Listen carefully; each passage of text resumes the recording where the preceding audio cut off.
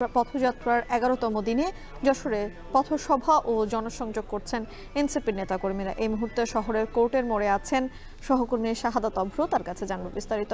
অভ্র, যশোরে আজ কি কি কর্মসূচি রয়েছে?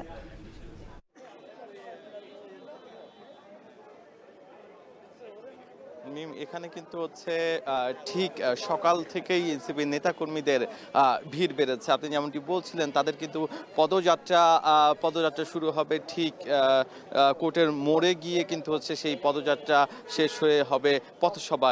এই পদযাত্রার মধ্যে কিন্তু তারা নানা ধরনের গণসংযোগ চালাচ্ছেন এবং এনসিপির যারা বৈষম্যবিরোধী ছাত্র আন্দোলনের সাথে যুক্ত ছিলেন তাদের সাথে কথা বলছেন। আমরা সকালবেলা কিন্তু দেখতে পেয়েছি 12টা নাগাদ তারা কথা বলেছেন, যারা এই যে গণ অভ্যুত্থান তাদের যারা কিনা যশোরে শহীদ হয়েছেন এবং যশোরে জুলাই আন্দোলনের সাথে যুক্ত ছিলেন তাদের সাথে কথা বলেছেন হাসনা, সার্জিস এবং এনসিপির নেতাকর্মীরা।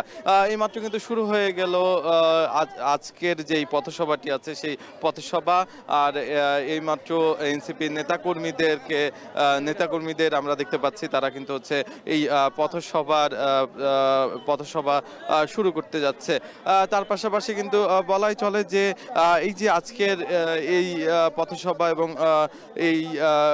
এই পথসভা শেষ করে কিন্তু হচ্ছে তারা চলে যাবে খুলনার উদ্দেশ্যে এবং তাদের এটি কিন্তু হচ্ছে 23তম জেলা।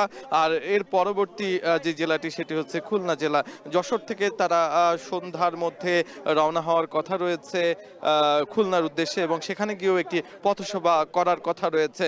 তার পাশে জানিয়ে রাখতে চাই যে শহীদ পরিবারের এখানে কিন্তু অংশগ্রহণ আমি বেশ লক্ষ্য করছি এবং জেলার যারা এনসিপির কর্মীরা আছেন তাদের কিন্তু হচ্ছে গতকাল রাতে যখন এনসিপির নাহিদ ইসলাম সহ সার্জিস আলম এবং হাসনাত আবদুল্লাহ তারা যখন এখানে এসে পৌঁছায় তখন কিন্তু একটি গাড়ি বহরের সংবর্ধনা দেওয়ার দৃশ্য আমাদের চোখে পড়ে। আমরা যখন হাসনাত আবদুল্লাহর সাথে কথা বলছিলাম তিনি কিন্তু জানাচ্ছিল যে আমরা প্রত্যেক জেলায় গিয়ে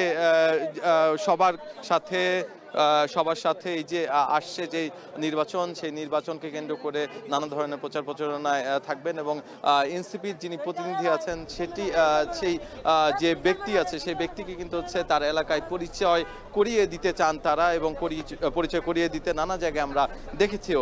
এই ছিল আমার কাছে এখান থেকে যশোরের কোর্টমোড় থেকে সর্বশেষ। যশোর থেকে সরাসরি যুক্ত হয়েছিলেন সহকর্মী শাহাদাত অভ্র। আরএফএল ওয়াটার পাম্পের অটো থার্মাল টেকনোলজি।